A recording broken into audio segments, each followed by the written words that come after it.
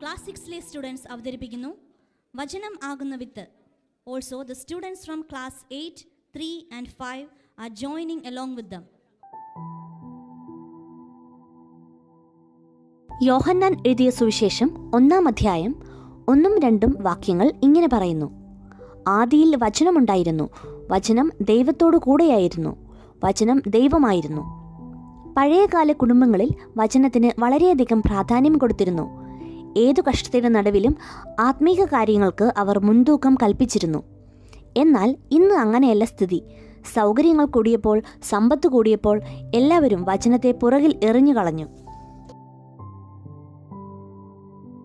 ഇതാ ജോസുകുട്ടി പാസ്റ്റർ തന്റെ സഭയിലെ ആടുകളെ വചനത്തിന്റെ പുൽപ്പുറങ്ങളിലേക്ക് നടത്തിക്കൊണ്ടിരിക്കുന്നു.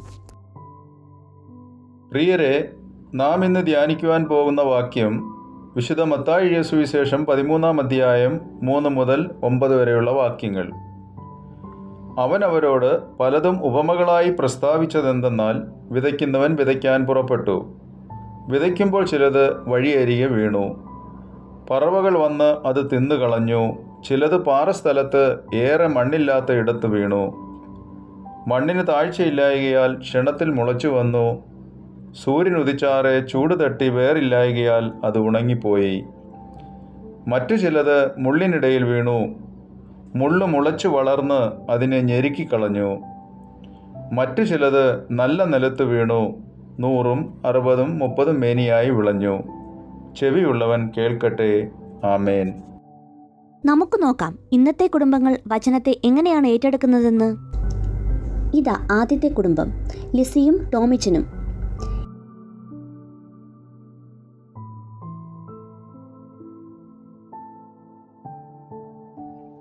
ലിസിയേ, എടി ലിസിയേ, എടി ലിസി, നീ എവിടെ പോയി കിടക്കുക? ഇങ്ങോട്ടൊന്ന് വന്നേ. ഞാൻ നിന്നെ എത്ര നേരമായി വിളിക്കുന്നു. നിനക്കെന്താ ചെവി കേൾക്കത്തില്ലയോ? എന്താടി ചെവി പഞ്ഞി വെച്ചിരിക്കുന്നത്? കാലിൽ ചൂടുവെള്ളം വീണു. അതിനെന്തിനാ നീ ചെവി പഞ്ഞി വെച്ചിരിക്കുന്നത്? അതെ, എന്റെ കാലേലല്ല ചൂടുവെള്ളം വീണത്, നിങ്ങളുടെ അമ്മയുടെ കാലേലാ. ആഹാ, ഇങ്ങനെ പോയാൽ അമ്മ നിന്റെ ചെവിയിൽ മാത്രമല്ല മൂക്കിലും പഞ്ഞി വെക്കും. എൻ്റെ അമ്മയെ നല്ലവണ്ണം നോക്കിക്കോണം, പറഞ്ഞേക്കാം. ആ, അതിരിക്കട്ടെ.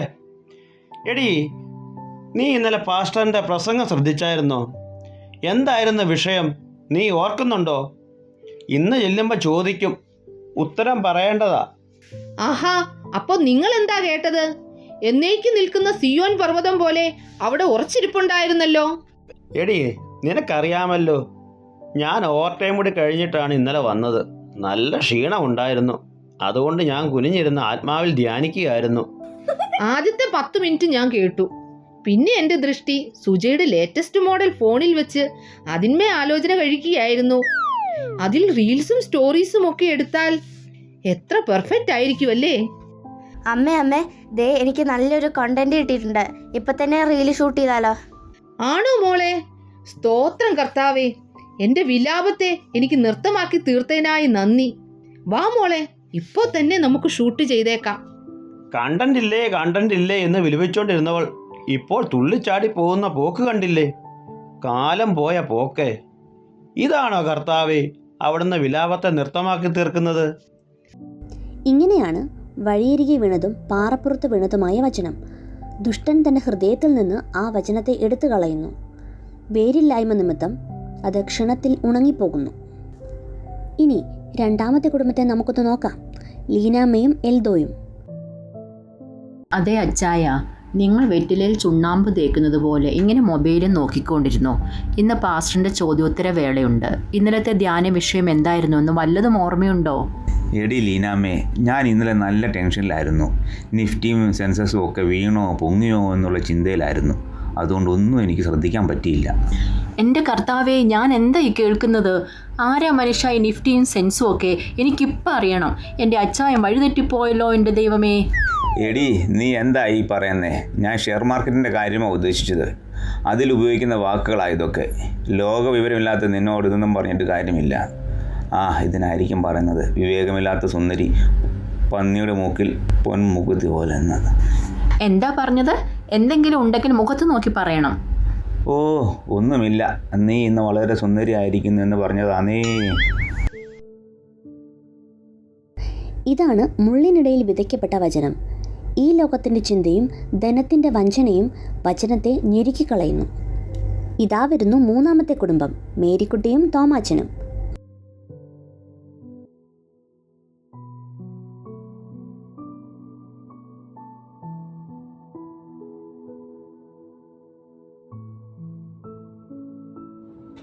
മേരിക്കുട്ടിയെ, ഇന്നലത്തെ വചനധ്യാനം എങ്ങനെയുണ്ടായിരുന്നു?